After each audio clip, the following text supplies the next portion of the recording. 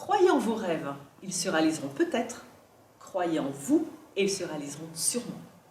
Martin Luther King. Je suis très fière aujourd'hui d'être parmi vous pour vous raconter mon histoire. Je vais partager 6 de mes expériences professionnelles les plus marquantes et déterminantes. Je vais aussi vous mettre à contribution en vous demandant de prendre 4 objets. Des lunettes, un tabouret, une baguette et une échelle. Expérience 1. Je suis formatrice au Greta. Prenez les lunettes. Je forme des adultes à l'informatique. Je suis très heureuse de découvrir le potentiel et la motivation de chacun. Je vous demande maintenant d'imaginer les lunettes et de les mettre. Regardez au travers de ces lunettes avec bienveillance les personnes qui vous entourent, sans préjugés, sans jugement par rapport à leur âge, leur formation, leur parcours.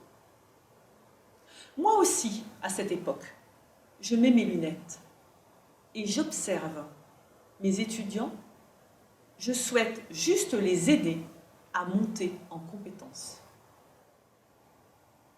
J'ai aimé ce travail.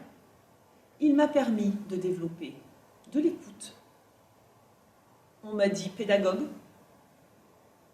Cependant, je vais arrêter cette mission pour continuer, moi aussi, à apprendre d'autres choses. Expérience 2. J'ai 22 ans. Je suis chef de projet SAP. Prenez maintenant un tabouret. Je suis responsable de l'installation d'un logiciel comptable qui est nouveau en France. Je ne connais rien à la comptabilité. Je vais rester 3 ans sur ce poste. Prenez maintenant le tabouret et imaginez les 3 pieds. Il y a un pied pour le travail, un pied pour la famille et un pied pour les amis. Je vous demande de vous asseoir et de vous reposer sur ce tabouret avec 3 pieds les plus solides possibles. Moi, à cette époque, il y a un pied qui est un peu défaillant, c'est le pied du travail. En effet, je vais me former 20 semaines sur ce logiciel, 4 semaines à la comptabilité. Je stresse, j'ai peur de ne pas y arriver. Mais heureusement, il y a des comptables, des acheteurs, qui ont la patience de me former à leur outil, et moi en retour, je les forme à ce nouveau logiciel. On parlera dans quelques années de gestion du changement. Ce que je retiens de cette expérience, c'est que pour moi, l'humain et ces personnes m'ont permis d'aboutir et de réussir ce projet. Sans elles, ce n'était pas possible. Expérience 3. J'ai 26 ans, je suis ingénieur support projet. Je vous demande maintenant de prendre la baguette. Dans cette entreprise, où je vais passer à peu près une trentaine d'années, sur une dizaine de postes différents, cette entreprise, il y a 4000 personnes, on dirait une petite ville. À chaque fois que je souhaite changer de métier, je me pose la question, quelles sont mes compétences, avec qui j'ai envie de travailler, et je vais toquer à la porte pour y arriver. Prenez la baguette et je vais la rendre magique pour vous. Je vous demande d'imaginer le métier qui vous convient le mieux, les personnes avec qui vous avez envie de travailler et qui vous font confiance. Je vous donne le coup de baguette magique pour que vous puissiez y aller. Comment? En réalité, il n'y a pas une baguette totalement magique.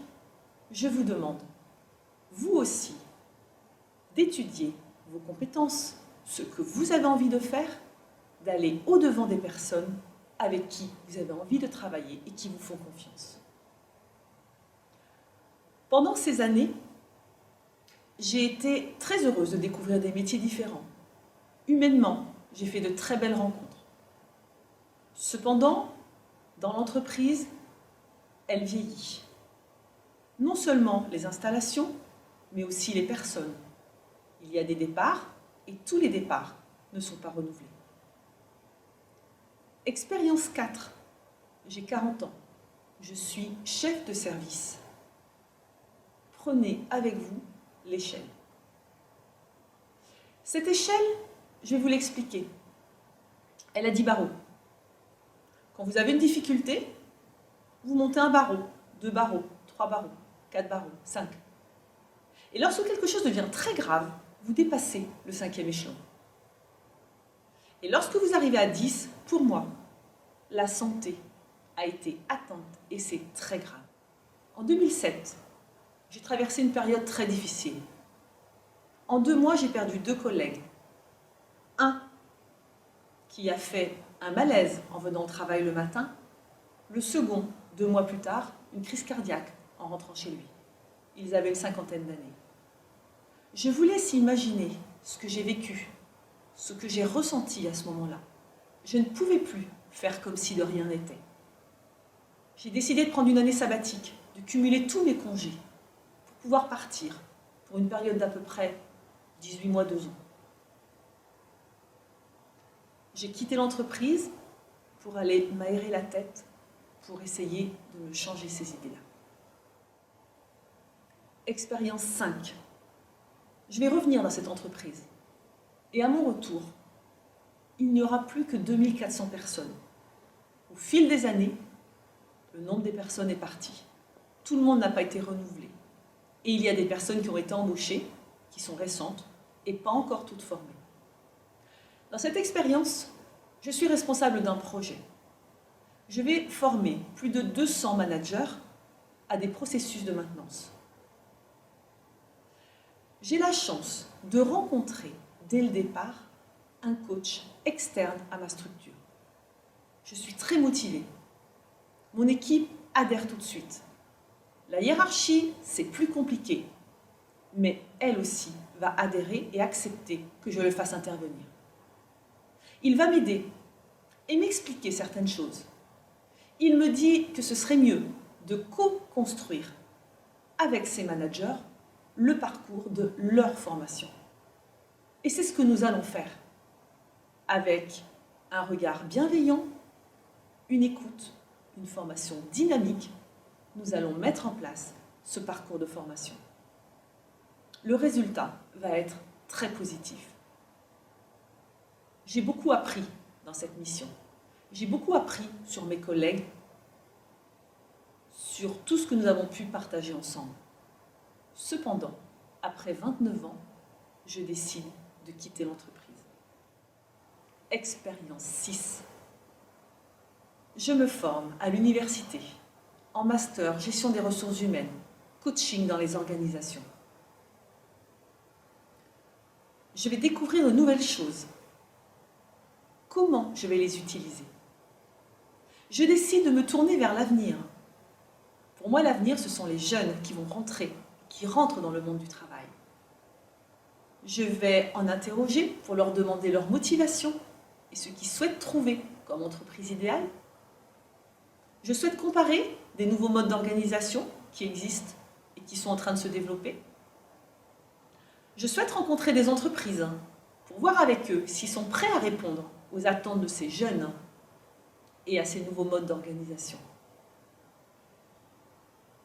Pour conclure, maintenant, je souhaite vous laisser les 4 objets dont je vous ai parlé.